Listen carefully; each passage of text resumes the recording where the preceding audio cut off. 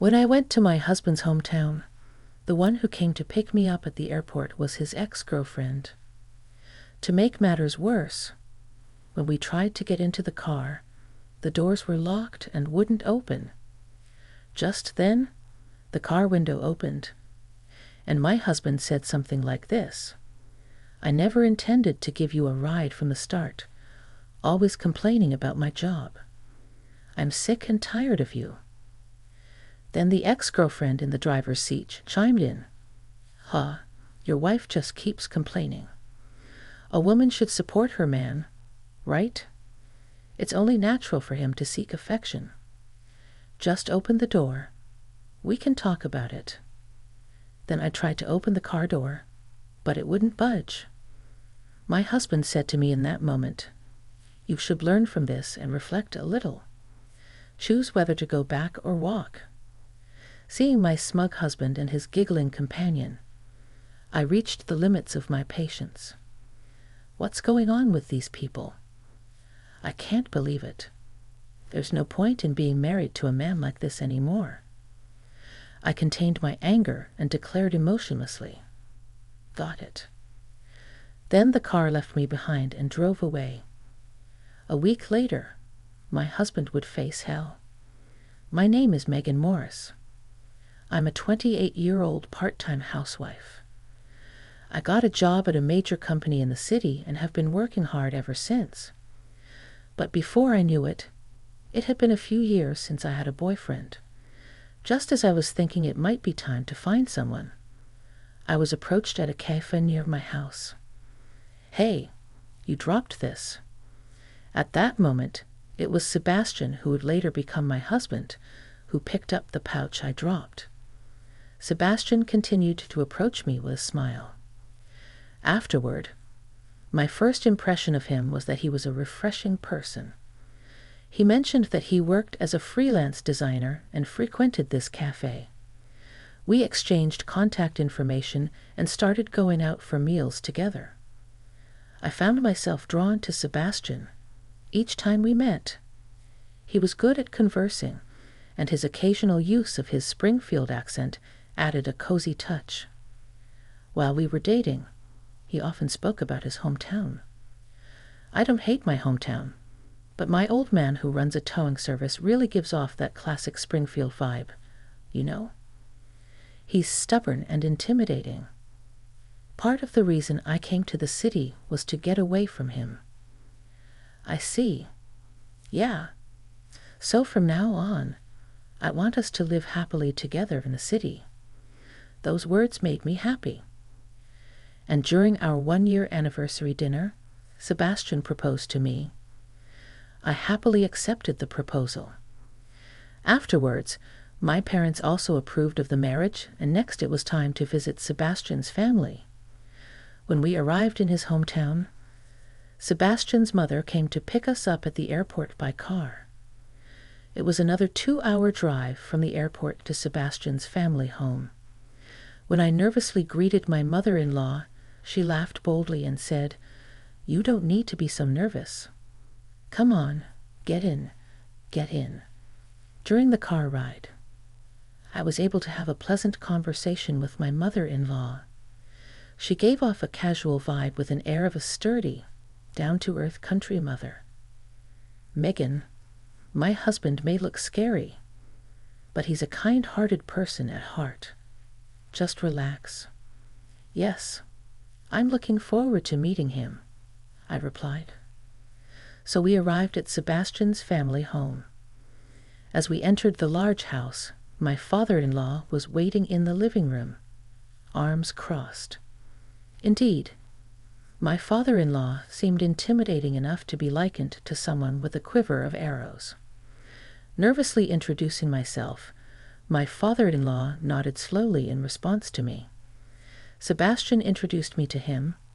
"Dad, I want to marry Megan, who's here." Father-in-law opened his mouth. "Can you protect Megan after running away without taking over the family business?" "I'll protect her. I want to be happy with Megan in the city," Sebastian replied. My father-in-law shifted his gaze away from Sebastian and turned to me. Megan, he's not much of a son, but please take care of him. No, father-in-law, please raise your head. Likewise, I look forward to getting to know you, I said. Then, with a smile, mother-in-law said, well then, now that introductions are over, let's all have dinner together.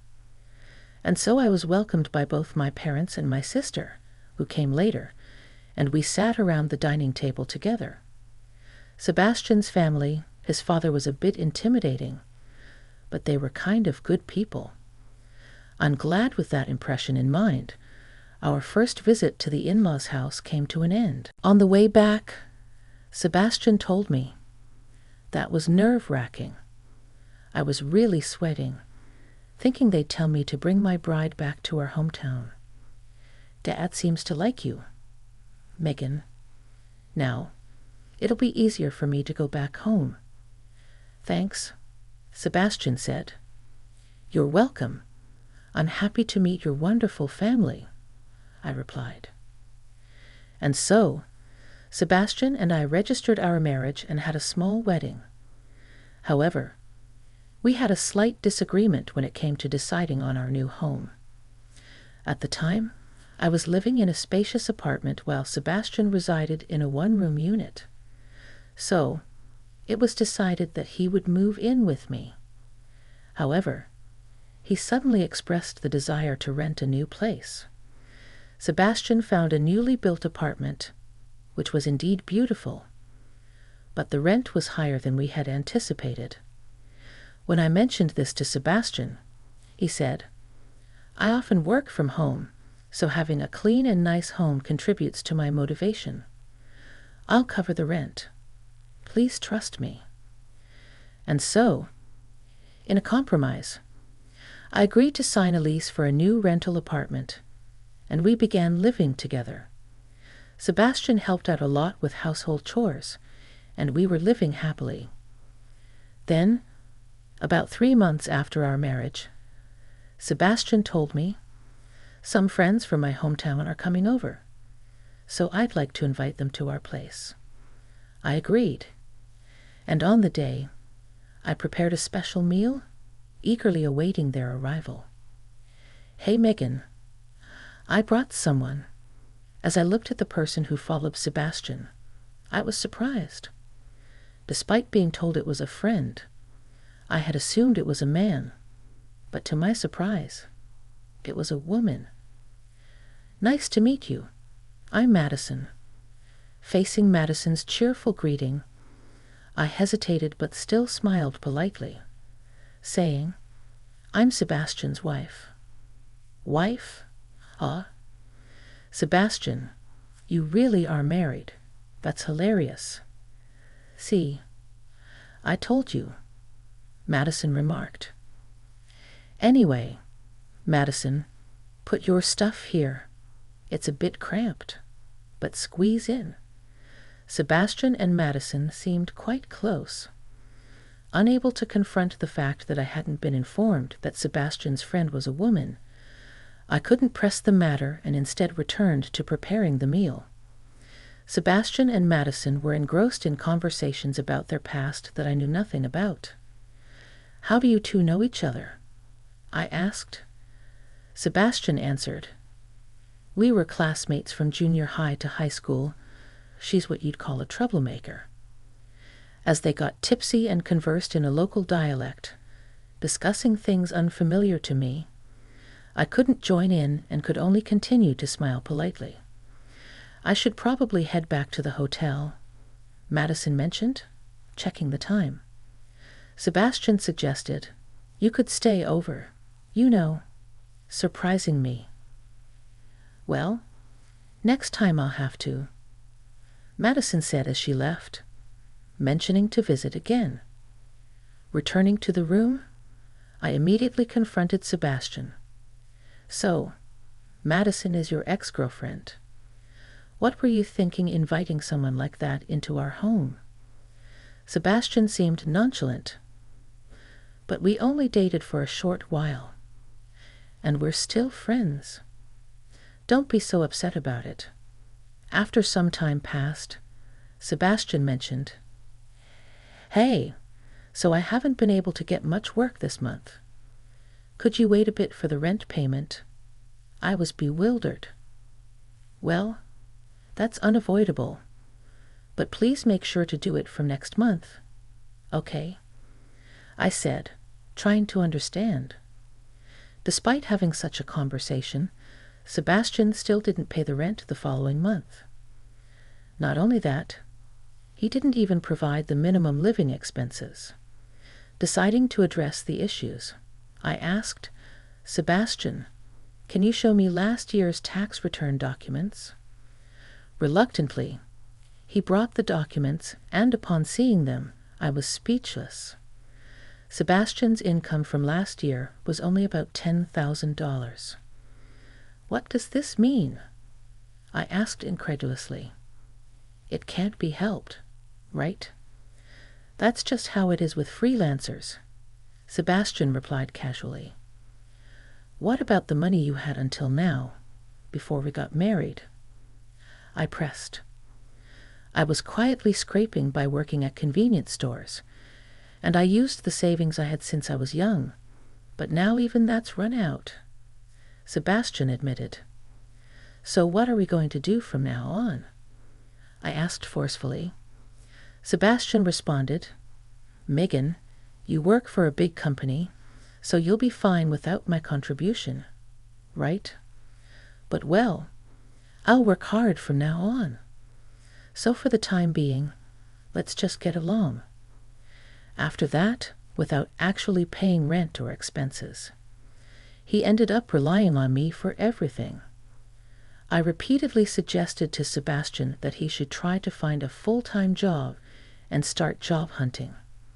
Initially, he evaded the topic, but gradually he started to get irritated and even snapped back at me, leaving household chores entirely up to me. He didn't do any housework and didn't contribute financially. Living with a question like that, I accumulated a lot of stress. As time passed, the first end of year since our marriage approached. "Can we go back to my hometown for New Year's?" Upon Sebastian's request, I nodded. Since we were married, I felt it was my obligation to maintain relations with his family, or so I thought. However, lately, we had been arguing constantly about job-related matters, so our communication had dwindled.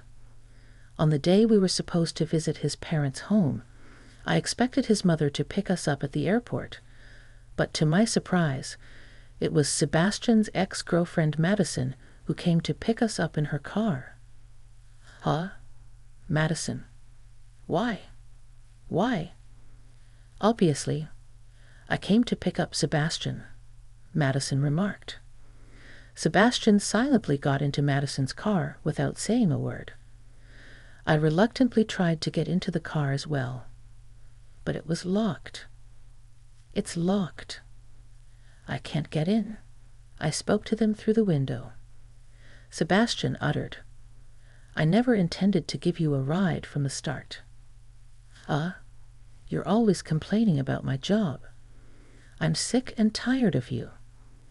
At this point, Madison also chimed in, "She's such a whiner, isn't she?